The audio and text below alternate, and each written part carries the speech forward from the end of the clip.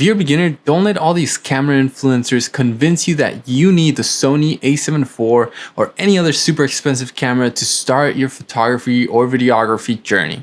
A simple A6000 or somewhere within that range is more than enough to start your journey.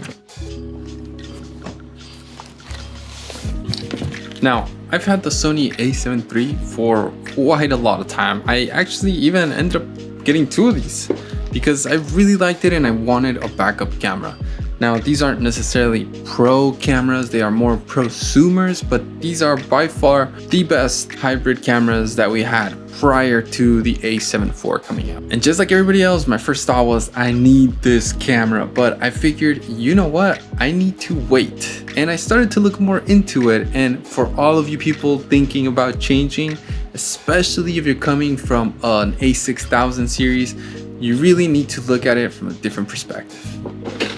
Now, what I mean is you gotta look at it from a different perspective because yeah, you can drop $2,500 on a new A7 IV, but if you're just moving up from like an A6000, you probably need a lot of glass, you probably need a gimbal, you probably need a good tripod. So when you really take a step back and see the things you can still purchase that are still good gear, you can actually do more things with that money. Now, it costs about $800 to $1,000 more to upgrade from an A7 III by reselling it and getting an A7 IV, and it is quite some money. It is totally worth it for what you get, but that would mean I need $2,000 more just to upgrade for that A7 IV. If you're not making great money from freelancing, then you probably want to wait as well. Now, the A7 III is more than capable of creating content for social media, so in that sense, I don't see the need of upgrading. I already got a Blackmagic Pocket 4K. I don't think I've mentioned that on this channel, but the point of that is, if I get any commercial work or any bigger stuff, I will go that route and just use that camera or even rent the camera that I will need. But if you're freelancing, you just have to be careful not to spend all your money on gear because I already did that and it literally made me fail as a freelancer. I already spoke about this in a previous video. I'll make sure to link it around here.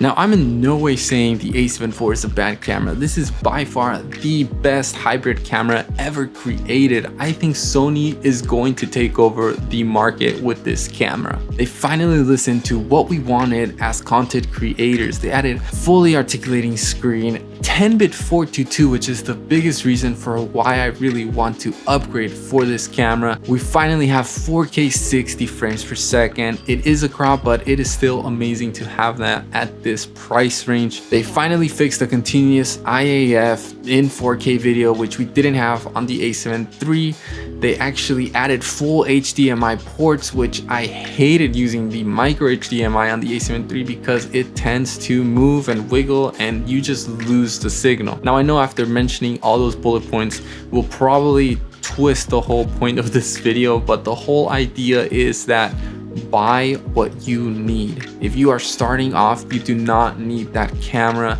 to finally make good content. You have an A6000, even a T3i, that's more than enough to learn what you need and get better in making content. Now, that's all I have for you guys today. If you guys have any questions, make sure you drop them down below. Like this video if you learned something, and I'll see you on the next video.